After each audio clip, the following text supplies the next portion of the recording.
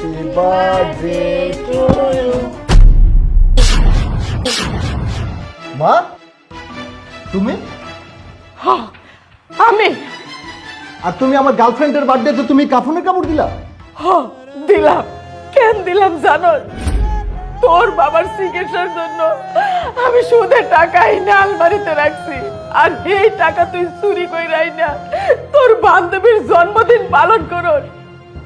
ছি, তোরে জন্ম দেওয়ার পর থেকে তোর চাহিদা পূরণ করতে করতে, তোরে ভালো খাবার দিতে, তোরে ভালো পোশাক দিতে, ভালো স্কুলে পড়াইতে, ভালো রাখতে রাখতে আমাকে কিডনি কলিজার সব নষ্ট হয়ে গেছে। সেই কিডনির যন্ত্রণায় তোর বাবাকে ভুগতেছে। সেই জন্য আমি আবার সুদে টাকা এনে কাফনের কাপড় তোর কাছে রাখতে গেলাম, কারণ আমি যদি মইরা যাই, তোর বাপ যদি মইরা যায়, কাপড়ের জন্য কার দুয়ারে ধরে যায় এক গরিবি, কেউ তোরে 5 টাকা দিব না, কেউ না। আমাকে কাপড়ের জন্য জানি তোর কারো কাছে হাত না পাততে হয়, এই জন্য আমি আইনা দিয়ে গেলাম। কাপড় দে, কাপড় দে। কিরে, আমি বলেছিলাম তোকে যে গরিবের ঘরে জন্ম নিয়ে কোটিপতি ভাবনা নিতে? তুই সবসময় বলতি যে তোর বাবা একজন কোটিপতি। আরে আমি একজন এতিম সন্তান, তুই দেখ আমি কখনো কখনো পরিচয় দিছি যে আমি কোটিপতি? আমার যা আছে আমি সেটাই আমি বড় গলায় আমি বলতাম যে এটাই আমার কাছে সব থেকে বড়। কিন্তু তুই তুই কি করতি? তোর বন্ধু বান্ধবের কাছে, সমাজের কাছে তোর বাবা মাকে ছোট করতি। আজকে আজকে তোর জন্য তোর মা কান্না করেছে। তুই পারবি পারবি তোর মায়ের চোখের জলের দাম দিতে?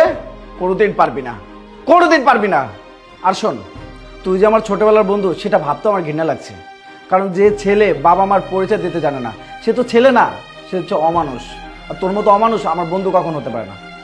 আবার এখানে দাঁড়িয়ে আছিস, যা, তোর মা কোথায় গেছে, যা।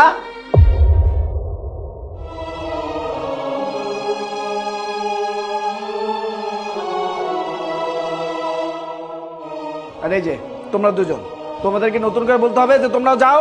তোমরা কি বোঝো না যে তোমাদের দুজনে এখন যাওয়া উচিত? যাও না কেন, যাও। দোস্ত, আমরা যাই রে। তোর কেক তুই খা। হ্যাঁ, তোর কেক তুই খা। এবার তো মানুষ চিনলে কে তোমার সত্যিকারে ভালোবাসতো। আমি তোমার কত ভালোবাসতাম, কতদিন আমি তোমার পেছে পেছে ঘুরেছি, কিন্তু তুমি, আমি গরিব বলে তুমি আমার একটা বারো পাতা দাওনি। আর তুমি কি করেছিলে? এমন একটা খারাপ ছেলের প্রেমে পড়েছিলে। তোমাকে আর কিছু বলার নেই। আসলে আলামিন, আমি না এতদিন বুঝতে পারিনি যে আমি যে ছেলেটাকে নিজের লাইফ পার্টনার হিসেবে চুজ করেছি সে ভালো না। সে দিনের পর দিন আমাকে এভাবে ঠকাবে। আমার না অনেক বড় ভুল হয়ে গেছে। আমি না তোমাকে অনেক অবহেলা করছি। তুমি প্লিজ আমাকে মাফ করে দাও। না না, তুমি আমার কাছে কেন মাপ চাবে? কারণ আমি তো আর তোমার কেউ না। তুমি যে তোমার ভুল বুঝতে পেরেছো সেটা তোমার জীবনের জন্য অনেক ভালো। ভালো থেকো। দাঁড়াও আলামিন, কোথায় যাচ্ছ? আলামিন, এই যে সুমাইয়া, ওর টাকা পয়সা, ব্যাংক ব্যালেন্স, বাড়ি গাড়ি, কোনো কিছুর কিন্তু অভাব নেই। অভাব শুধু একটা, ওর পাশে দাঁড়াবো মতো কেউ নেই, ওকে সুখে দুঃখে সান্ত্বনা দেওয়ার মতো কেউ নেই আলামিন। হ্যাঁ, আমি তোমার কথা অনেক শুনেছি ওর মুখে। আসলে সত্যিকারে আমি তোমাকে ভুল বুঝেছি, আমি স্বীকার করছি।